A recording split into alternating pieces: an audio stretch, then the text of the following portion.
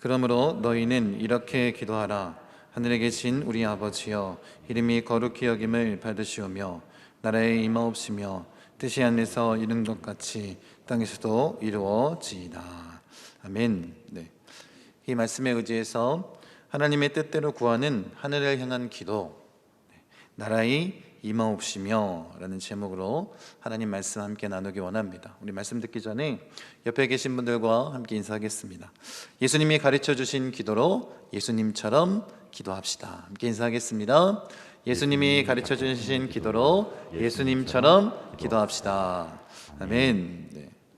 우리가 예수님을 향한, 하늘을 향한 그 첫 번째 간구, 지난주에 우리가 이름이 거룩히 여김을 받으시오며 이 말씀을 함께 나눴습니다. 이 말씀을 통해서 오직 하나님의 이름이 온 세상에 거룩히 여김을 받게 되는 것, 이를 위해서 우리가 간구해야 된다라고 함께 나눴습니다. 그래서 이 기도를 할 때마다 우리가 이런 마음으로 기도해야 되는 건 아니겠습니까? 나의 자녀가, 나의 사랑하는 사람들이 아버지 하나님의 이름을 거룩히 여기게 하소서. 더 나아가서 이 세상에 믿지 않는 모든 사람들이 하나님 아버지의 이름을 거룩히 여기게 하소서라고 간구하는 것, 이것이 우리의 기도가 될 줄 믿습니다. 여러분, 이 기도를 통해서 우리가 철저하게 예수 믿는 이유가 무엇인지 우리가 그것을 분명히 세워야 될 줄로 믿습니다. 그래서 누군가 우리에게 왜 예수님을 믿냐라고 묻는다면 우리가 이렇게 대답해야 되지 않겠습니까? 나를 구원하신 예수님의 이름을 높이기 위해서, 나를 지으신 하늘아버지의 영광을 위해서, 또 나의 삶으로 당신이 거룩하신 하나님을 만나게 하기 위해서 내가 예수를 믿습니다 라고 고백할 수 있는 참된 신앙인 그리스도인이 되기를 원합니다.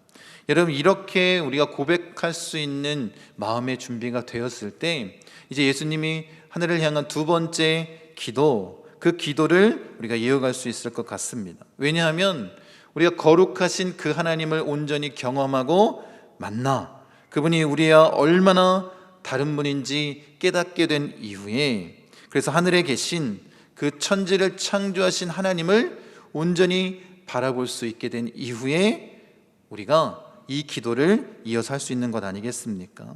이런 마음을 소유하게 됐다면 이제 우리가 해야 될 기도는 뭐냐면 아버지의 나라가 오게 하소서라는 이 기도를 할 수 있습니다. 이 하나님 나라를 위한 기도가 참 중요합니다. 왜 중요하냐면 예수님의 관심과 초점, 그 사역의 핵심은 뭐였냐면 오직 하나님의 나라였기 때문입니다. 그래서 예수님이 첫 사역을 시작하시면서 선포하신 말씀이 무엇입니까? 마가복음 1장 15절 보십시오. 가라사대 때가 찼고 하나님 나라가 가까웠으니 회개하고 복음을 믿으라. 이것이 예수님이 처음 사역을 시작하시면서 선포하신 말씀입니다. 여러분, 그래서 예수님이 이 공생의 기간에 계속해서 제자들에게 뭘 가르쳐 주셨냐면 이 하나님 나라에 대해서 가르쳐 주셨습니다. 뿐만 아니라 부활하신 이후 40일 동안 계속해서 말씀하신 것도 하나님 나라였습니다. 그리고 이제 예수님이 승천하시면서 이 제자들에게 부탁하신 것도 뭐예요? 이 하나님 나라, 이 복음에 대한, 이 하나님 나라 복음에 대한 내용이었습니다. 그래서 복음서에 보면 100회 이상 등장하는 단어가 뭐냐면 이 하나님 나라입니다. 얼마만큼 예수님이 이 하나님 나라에 대해서 관심을 갖고 계셨는지 우리가 알 수 있습니다. 그래서 우리가 이 하나님 나라에 대한 의미를 조금 더 깊이 알기 원합니다. 여러분, 먼저 이 성경에서 언급하고 있는 이 하나님의 나라, 헬라어로 살펴보면 바실레이아라는 단어입니다. 영어로는 킹덤이라고 번역되었습니다. 그러니까 이 나라는 영역이나 장소가 아닌 통치권의 의미가 훨씬 더 강한 것입니다. 그래서 다스림이라고 우리가 그 뜻을 받아들일 수 있을 것 같습니다.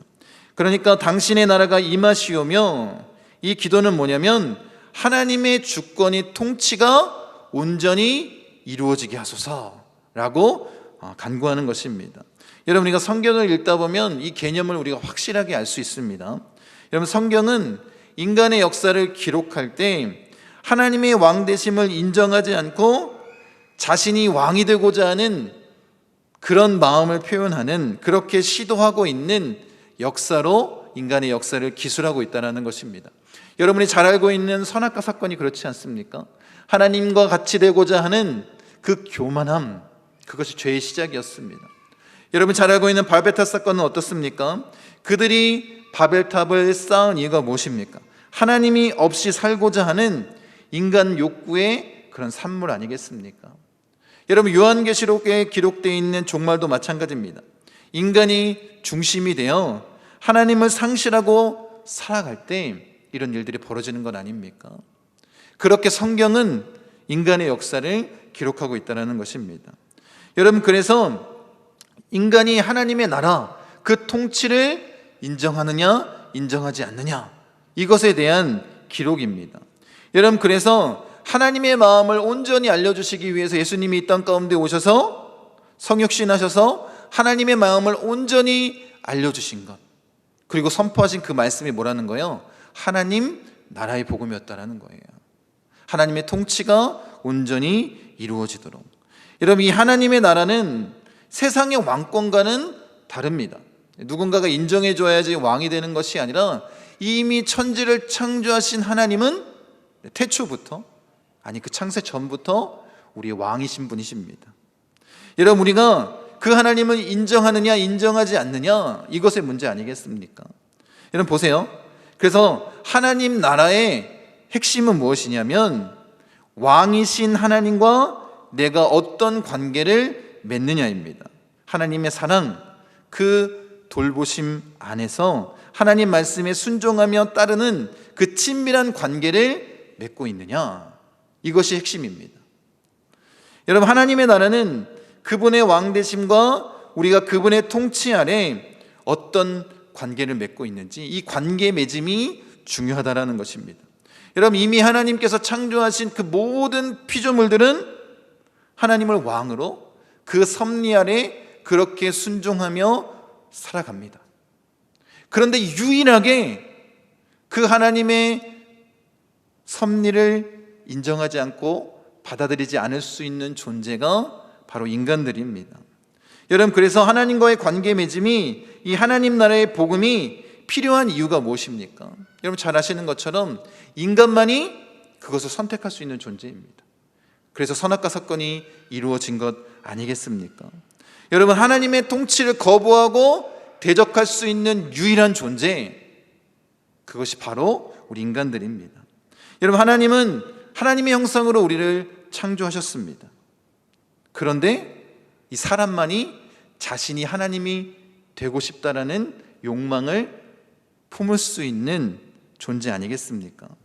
여러분, 하나님께서 그것을 스스로 선택할 수 있도록 허락하신 유일한 존재가 바로 우리 인간들입니다.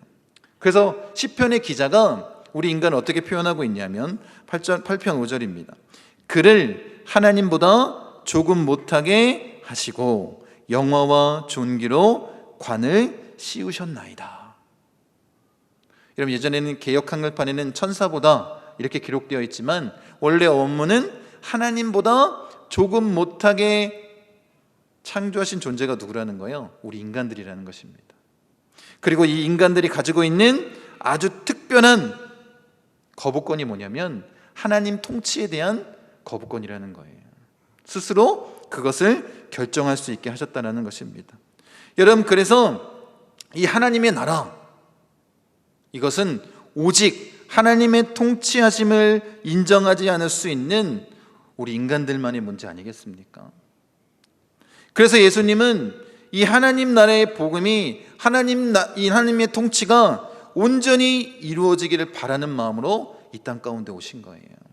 그리고 복음, 가장 먼저 선포하신 그 복음의 핵심 메시지가 뭐냐면 이 하나님의 나라, 하나님 나라의 그 통치에 대해서 선포하신 건 아니겠습니까? 여러분, 그런데 우리가 정말로 핵심적인 건 뭐냐면 이 하나님의 나라라고 하면 이 하나님과의 그 인격적인 관계 맺음 아니겠습니까? 내가 그 하나님 통치를 온전히 받아들이고 살아가는 것. 그런데 이것이 변질된 이유가 있습니다. 지금 한국의 많은 그리스도인들이 이 하나님의 나라 하면 떠오르는 이미지가 뭐냐면 천국에 대한 그릇된 이미지를 품고 있기 때문에 그렇습니다. 여러분, 하나님의 이름을 사용하는 것을 불경스럽게 여긴 유대인들, 특히 이 마태복음 같은 경우에는 이 유대인들을 향하여 기록된 복음서 아니겠습니까? 그래서 하나님의 이름을 거론하는 것 자체를 굉장히 거부하고 어렵게 생각했습니다. 그래서 하나님의 나라, 다른 복음에서 기록된 하나님의 나라라고 표현한 것이 아니라 천국이라는 단어를 사용했습니다. 킹덤 오브 갓이 아니라 킹덤 오브 헤븐으로 기록한 것입니다. 그런데 이 마태복음에서 이 천국이라고 하는 것은 하나님 나라의 완곡한 표현입니다. 여러분, 그런데 이 천국이라는 단어를 듣게 됐을 때 이 한국 사람들이 가지고 있는 받아들인 그 이미지는 무엇이냐면 그들이 우리 예전에 있었던 그 기복신앙이나 아니면 불교의 아류에서 온 개념인 천당처럼 생각한 것입니다. 그래서 어떻게 가는 나라? 죽어서 가는, 근심 없는 낙원같이 이 천국을 받아들이기 시작한 것입니다. 여러분, 그래서 한국 기독교의 가장 중요한 이 하나님 나라의 개념이 잘못 받아들여진 거예요. 그래서 지금 이 한국교회의 문제가 지금 발생되는 것 아니겠습니까? 혹자는 그렇게 된 이유를 이렇게 이야기하는 사람들도 있습니다. 일제강점기 때 예수 천당, 불신 지옥이라고 복음을 선포했던 이 최건능 목사님 때문에 그렇게 우리가 받아들이게 됐다라고 이야기를 합니다. 여러분, 한국교회가 한참 부흥할 때 전철역이나 사람들이 붐비는 곳에 가면 늘 어떤 편말을 보셨어요? 예수 천당, 불신 지옥, 이 편말을 보셨을 것입니다. 그런데 이 최건능 목사님의 그 일화를 살펴보면 이 최건능 목사님이 그렇게 표현한 것은 단순히 우리가 생각했던 것처럼 죽어서 가는 나라, 그렇게 표현한 것이 아님을 알 수 있습니다. 여러분, 그렇게 예수 천당을 외치며 복음을 전하다가 일본 순사들에게 붙잡혔습니다. 그리고 하도 이상하니까 이 일본 순사들이 물어본 거예요. 당신이 그렇게 얘기하고 있는 천국, 천당은 어디 있습니까? 이렇게 질문했다고 합니다. 그때 이 최근능 목사님이 뭐라고 답했냐면 천국의 본점은 하늘에 있지만 천국의 지점은 내 마음 가운데 있습니다. 여러분, 예수님이 우리 안에 계시니 천국이 이미 우리 안에 이루어졌다는 고백 아니겠습니까? 여러분, 단순히 죽어서 가는 천국, 천당의 이미지로 그렇게 복음을 선포한 것이 아니라 이 최건능 목사님은 그 하나님 나라의 진짜 의미를 가지고 복음을 선포한 거예요. 누가 문제인 거예요? 그 문구를 보고 받아들인 사람이 잘못된 것 아니겠습니까? 여러분, 그래서 한국교회에 이런 생각들을 가지고 있는 그리스도인들이 굉장히 많다는 것입니다. 여러분, 하나님의 나라, 단순히 죽어서 가는 천당 같은 그런 의미가 아닙니다. 물론 우리가 나중에 그런 하나님의 나라, 천국에 들어갈 것은 당연한 것이지만 예수님이 지금 이 하나님 나라, 이 복음에 대해서 선포하신 그 핵심적인 의미에서 벗어나는 것 아니겠습니까?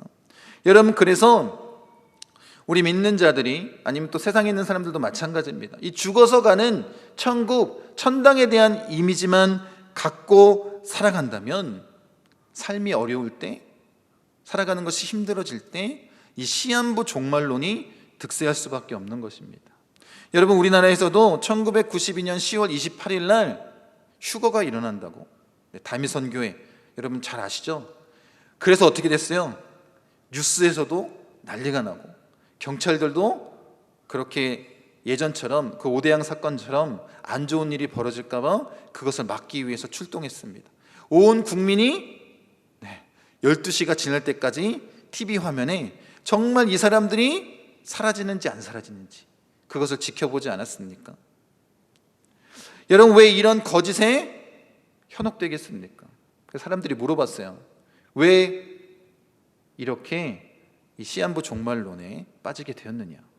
그때 한 사람들이 한 얘기가 그거예요. 현재를 살아가는 것이 너무 힘들다라는 거예요. 그런데 시한부 종말론은 어떻다는 거예요? 그 고난에 끝이 있다라는 거예요. 그러니까 희망을 품고 거기에 빠졌다라는 것입니다. 여러분, 만약 여러분이 하나님의 나라에 대한 이미지가 죽어서 가는 낙원 같은 곳이라는 그 이미지만 품고 있다면 우리가 이들과 다를 게 무엇이 있겠습니까? 여러분, 그래서 이 질문이 정말 중요한 거예요. 하나님 나라가 어디 있느냐? 여러분, 우리는 지금 이 물질적이고 육적인 것을 다루는 것이 아니라 영적인 의미의 하나님 나라를 다루는 것 아닙니까? 여러분, 우리가 목포순복음 중앙교회가 어디 있습니까? 그럼 뭐라고 대답해요? 잘 모르니까 인스빌 건너편에 있습니다. 아니면 한전 뒤편에 있습니다. 뭐 아니면 도로명 주소로 사막로 358 일로 가면 됩니다 라고 얘기할 수 있을 것 같습니다. 여러분, 우리 목포순복음 중앙교회는 눈에 보이는 그런 건물이지만 하나님의 나라는 영적인 것이기 때문에 보이지 않습니다. 그래서 주님이 이렇게 바리새인의 질문에 답변하십니다. 같이 한번 말씀 읽겠습니다. 바리새인들이 하나님의 나라가 어느 때에 임하나이까 묻거늘 예수께서 대답하여 가라사대 하나님의 나라는 볼 수 있게 임하는 것이 아니요 또 여기 있다 저기 있다고도 못하리니 하나님의 나라는 너희 안에 있느니라. 바리새인들이 생각했던 하나님의 나라는 멀리 떨어져 있는 장래에 이루어질 그 하나님의 나라였습니다. 이 바리새인들이 생각했던 하나님의 나라는 로마 식민 통치를 끝내고 유대인들이 세운 그 나라, 하나님이 보내신 메시아를 통해서 다시 유대인의 왕국이 세워지는 것, 그것을 품고 그렇게 질문한 것입니다. 여러분, 그래서 그들이 생각했던 것은 메시아가 오고 장래에 이루어질 하나님의 나라에 대한 개념만 있었던 것 같습니다. 그런데 예수님이 말씀하신 그 하나님의 나라는 그런 나라가 아닙니다. 정치적이거나 눈에 보이는 나라가 아닙니다. 그래서 뭐라고 말씀하셨어요? 여기 있다 저기 있다라고 못한다라는 거예요. 그것이 어디 있기 때문에 우리 마음 가운데 하나님의 통치를 온전히 인정한 자들, 그렇게 그리스도인으로서 온전히 거듭난 자들에게 이루어지는 것이 하나님의 나라 아니겠습니까? 그래서 하나님의 나라는 세상에 속한 것이 아니라 예수님이 이 땅에 오신 그 순간 우리 가운데 이루어진 것입니다. 그래서 예수님이 요한복음에 이렇게 말씀하십니다. 같이 한번 읽겠습니다. 예수께서 대답하시되 내 나라는 이 세상에 속한 것이 아니라 만일 내 나라가 이 세상에 속한 것이었더라면 내 종들이 싸워 나로 유대인들에게 넘기우지 않게 하였으리라. 이제 내 나라는 여기에 속한 것이 아니니라. 네. 여러분, 예수님이 뭐라고 말씀하셨냐면 하나님의 나라는 이 세상에 속한 것이 아닙니다. 대신에 이 하나님의 나라는 어디든지 나타날 수 있는 것 아닙니까? 정말 내가 하나님의 통치를 인정하고 내가 서 있는 그곳이 하나님의 나라가 될 수 있는 거예요. 그러니까 어느 곳에나 존재할 수 있습니다. 내 안에 하나님의 나라가 온전히 세워져 있다면 우리가 걸어가는 그 모든 길들이, 또 우리의 가정이, 나의 사업장이, 또 우리 목포 지역이, 대한민국이, 아니 지구 저 반대편 온 나라가 바로 하나님의 나라가 될 수 있다는 것입니다. 여러분, 그래서 하나님의 나라는 이 세상에 속한 것이 아니다라고 말씀하시고, 하나님의 나라가 뭐라는 거예요? 하나님의 통치를 온전히 인정하는 자들, 그들이 세울 수 있는 나라가 하나님의 나라라고 말씀하신 것입니다. 여러분, 그러니까 이 하나님의 나라 하나님의 나라는 이 땅에서 이미 시작되었고 마지막 날에 우리를 부르시는 그날까지, 예수님이 이 땅 가운데 오시는 그 재림의 때까지 계속해서 이루어지는 것입니다. 여러분, 국가를 구성하는 3요소가 있습니다. 여러분 잘 아시는 것처럼 국민, 영토, 주권이라고 얘기합니다. 제가 생각했을 때 이 세 가지 중에 물론 다 중요하겠지만 가장 중요한 것은 주권인 것 같습니다. 왜냐하면 우리나라가 일본의 식민 통치를 통해서 이 주권을 잃었을 때 어떤 고통을 당하는지 다 알고 있지 않습니까?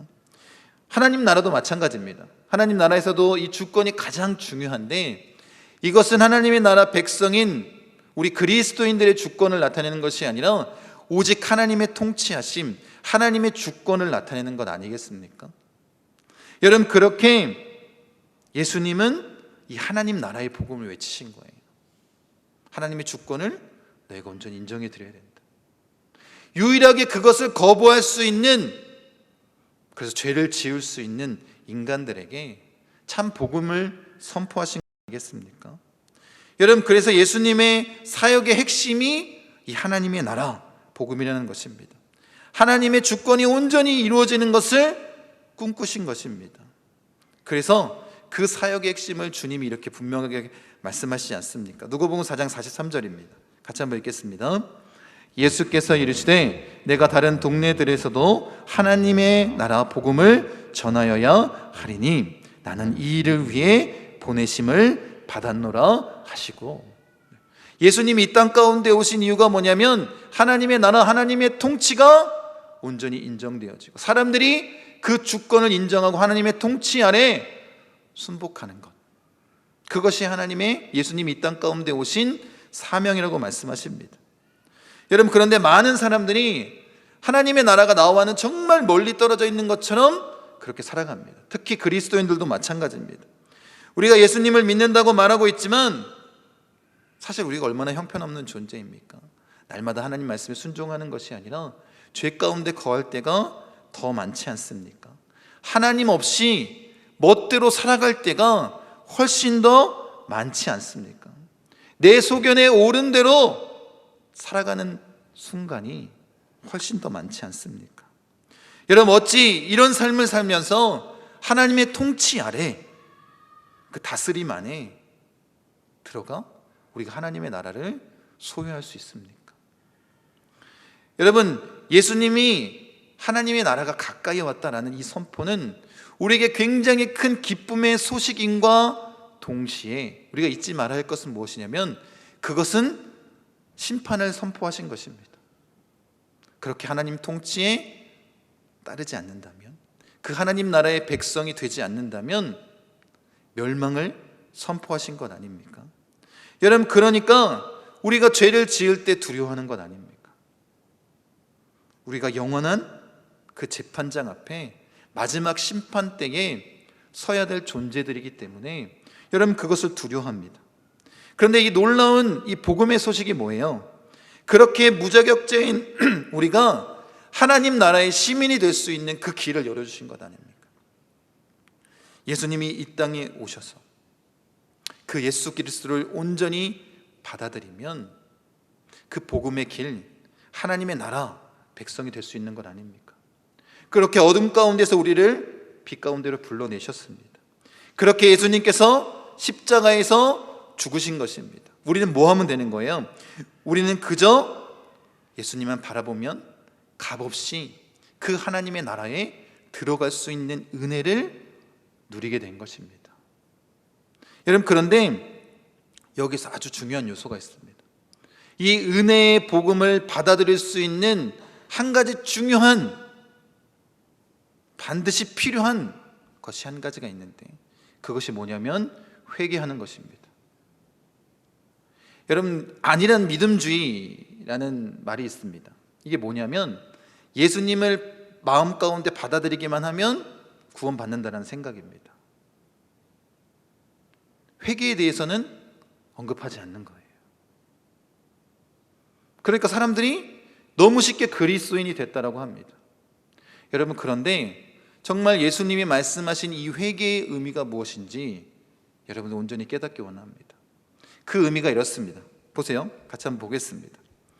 지금까지 하나님을 왕으로 그 통치를 인정하지 않고 살며 세상을 주인으로 섬기며 살아갔던 나의 옛 자아를 십자가에 못 박고 이제 복음을 통해 과거의 삶을 청산하고 예수와 함께 그 말씀에 순종하며 살아가기로 결단하고 살아내는 것, 이게 회개입니다. 단순히 나의 죄를 고백하는 것, 이게 회개가 아니라 내 삶에 하나님의 통치가 아닌 내 마음대로 내 뜻대로 살았던 내 과거의 옛 자아, 죄된 본성을 다 내려놓고 그 십자가에 못 박고 이제 예수님과 함께 내가 복음을 살아내는 자가 되겠습니다. 이게 회개인 거예요. 이게 예수님이 말씀하시는 회개의 의미입니다. 여러분, 그 통치 아래 나의 주권을 온전히 맡기는 것입니다. 그 하나님의 나라를 그렇게 경험하는 것입니다. 여러분, 그래서 복음이 뭐냐라고 사람들이 질문한다면 우리 다 뭐라고 얘기해요? 예수 믿고 천국 가는 것, 병 고침 얻는 것, 내가 구원받는 것, 이라고 말합니다. 틀렸다는 얘기가 아닙니다. 그런데 복음을 그런 차원에서만 얘기하면 진짜 하나님의 나라를 경험하지 못한다는 거예요. 그 복음의 진정한 진리를 깨닫지 못합니다. 보세요. 복음은 이렇습니다. 복음은 예수님이 왕이시라는 메시지인 거예요. 이 선포가 여러분에게 없다면, 이런 삶의 고백이 여러분에게 없다면 우리는 복음을 받아들이지 않은 거예요. 복음이 뭔지를 모르는 것입니다. 예수님이 나의 왕이십니다 라고 선포하는 것이 복음의 핵심 메시지입니다. 그러니까 예수님이 가르쳐 주신 당신의 나라가 임하시오며, 이 기도의 다른 의미는 뭐냐면, 예수님, 당신이 나의 왕이 되어 주십시오. 내가 하나님의 통치에, 그 하나님의 나라에 온전히 순복하는 삶을 살겠습니다. 그렇게 하나님의 질서 가운데 세워지는 거예요. 여러분, 그래서 어쩌면 이 기도가 우리에게는 굉장히 어렵고 위험한 기도일 수 있습니다. 데이비드 팀스라는 사람이 이렇게 얘기합니다. 당신의 나라가 임하시옵소서.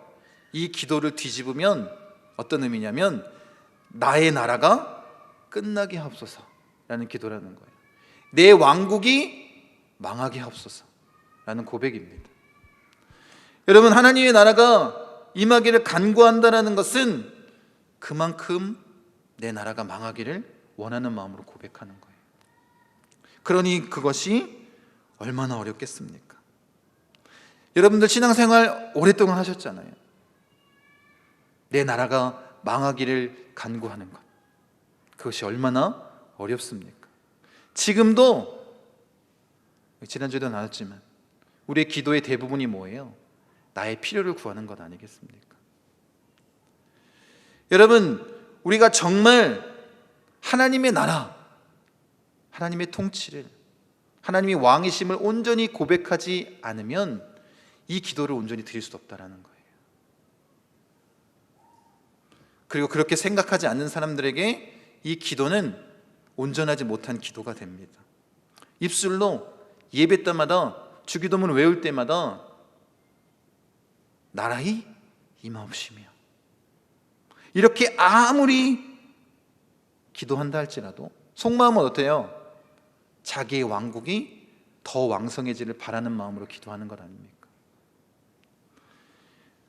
그러니 반대로 온전히 하나님의 나라 통치가 이루어지고 내 나라가 망하기를 원하는 자들은 이렇게 기도할 수 있습니다. 여러분, 아우구스티누스가 이렇게 기도합니다. 하나님이여, 내가 죽지 않게 나를 죽여 주시옵고 악한 자인 나에게서 나를 구원하옵소서. 어떻게 스스로 이런 기도를 드릴 수 있겠습니까? 하나님의 나라, 그 통치를 온전히 인정해 드린 자만이 할 수 있는 그런 고백 아니겠습니까? 여러분, 우리가 예수님이 가르쳐 주신 나라의 임하옵시며, 이 기도를 통해서 우리가 드리는 기도는 뭐냐면, 내 나라가 망하기를 간구하는 거예요.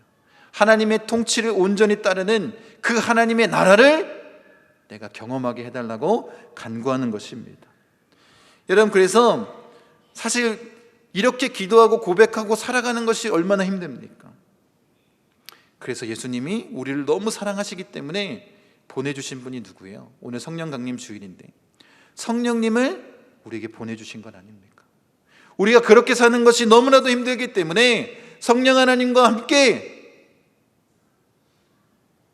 그렇게 하나님의 통치를 온전히 이루며 나아갈 수 있도록, 우리의 생각과 마음을 붙잡도록 그렇게 보내주신 것 아닙니까? 그래서 성령님의 또 다른 별칭이 뭐냐면 사이로 가시는 하나님, 하나님과 나 사이에, 나와 다른 사람들 사이에 그 성령님이 그 안에서 우리가 정말 하나님의 통치를 온전히 받아들이고 살아갈 수 있도록 그렇게 역사하시는 것 아닙니까? 여러분, 그렇게 하나님과 나 사이, 나와 다른 사람들의 사이 가운데 계심으로 말미암아 그 뒤틀린 관계를 온전히 회복시켜 주신 그 성령 하나님을 통해서 우리가 하나님의 나라를 경험할 수 있는 것입니다.